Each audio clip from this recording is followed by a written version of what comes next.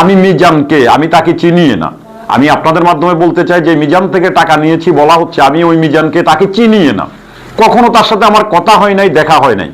আমি তাকে ব্যক্তিগতভাবে মোটেই চিনি না। যেই লোকটাকে আমি চিনি না, যার সাথে আমার দেখা হয় নাই, কথা হয় নাই, আমি আপনাদেরকে অনুরোধ করবো, সাংবাদিক ভাইদেরকে, আপনারা ওই মিজানকে খুঁজে বের করে বাকো ইউনিয়নের শিকারিপাড়া গ্রাম নাকি আমি যতদূর জেনেছি, আপনারা খবর নিয়ে দেখেন, তার কাছ থেকে সাক্ষাৎকার নিয়ে দেখবেন যে মিজান আমাকে চেনে কিনা, কখনো ওনার সাথে আমার দেখা হয়েছে কিনা। আমি জাবের আহমেদ, লালমাই উপজেলা যুবদলের প্রতিষ্ঠাকালীন আহ্বায়ক, আমার পক্ষ থেকে আপনাদেরকে শুভেচ্ছা জানাচ্ছি এবং সালাম জানাচ্ছি। আসসালামু আলাইকুম।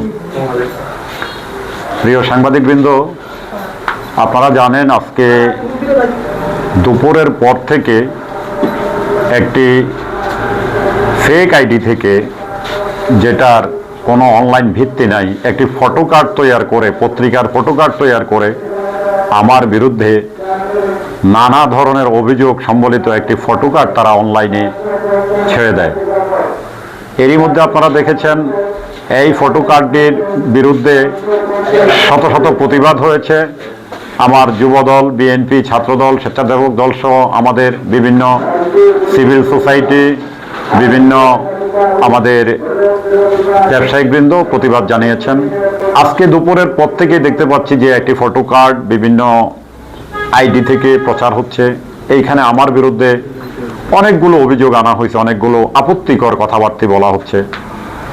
আমি জাবের আহমেদ ব্যক্তিগতভাবে 5ই আগস্টের পরে, 5ই আগস্টের আগের অবস্থান আপনারা সবাই জানেন। আমি ফ্যাসিবাদ বিরোধী আন্দোলনে আমার কি ভূমিকা ছিল, আমি ফ্যাসিবাদের বিরুদ্ধে কি আন্দোলন করেছি।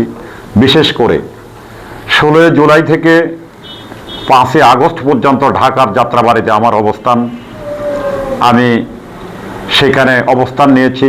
আমি কখনো নিজেকে জুলাই যোদ্ধা হিসেবে পরিচিতি দিতে চাই নাই। আমার প্রিয় নেতা, এই এলাকার বর্তমানে সংসদ সদস্য জনাব মোবাশ্বের আলম ভূঁইয়া, জাতীয় নির্বাহী কমিটির মেম্বার বিএনপির, আমি ওনার নেতৃত্বে, ওনার নির্দেশে আমি এলাকায় আমার কার্যক্রম পরিচালনা করেছি, সাংগঠনিক কার্যক্রম পরিচালনা করেছি।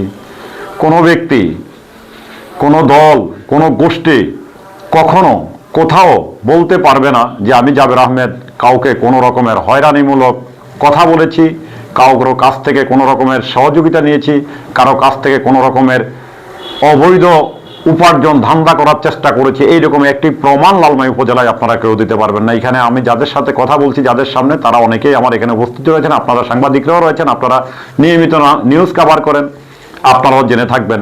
কিন্তু একটি মহল যারা রাজনৈতিকভাবে আমাকে মোকাবেলা করতে না পেরে আমার বিরুদ্ধে বিভিন্ন অপপ্রচার চালাচ্ছে, এইরকম ভুয়া ফটোকার্ড তৈরি করে ভুয়া আইডি থেকে আমার বিরুদ্ধে এই সমস্ত অপপ্রচার করছে, সম্পূর্ণভাবে আমাকে রাজনৈতিকভাবে হেয় প্রতিপন্ন করার জন্য। আমার বিরুদ্ধে অভিযোগ এসেছে আমি বিভিন্ন এই মাটি কাটা এগুলোর থেকে আমি অনৈতিক সুবিধা নিয়ে থাকি। আমি চ্যালেঞ্জ করে বলতে চাই, লালমাই উপজেলায় যত মাটি ব্যবসায়ী আছে, কেউ যদি বলতে পারে আমি কোনোদিন কোনো মাটি ব্যবসায়ীকে বলেছি যে আমাকে এক কাপ চা খাওয়ান, সেদিন থেকে আমি রাজনীতি ছেড়ে দেব। গত 2-3 দিন আগে হরিচ্ছর একটি ভবনকে কেন্দ্র করে, ভবন নির্মাণকে কেন্দ্র করে আমার বিরুদ্ধে কিছু আমি ওইখানে একটি চাঁদাবাজির ঘটনা ঘটতেছিল, আমি যতদূর জানি।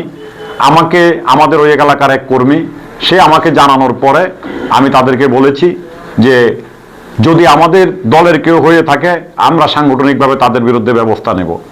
আমি এই চাঁদাবাজিটার পুরা বিরুদ্ধে দাঁড়িয়েছিলাম।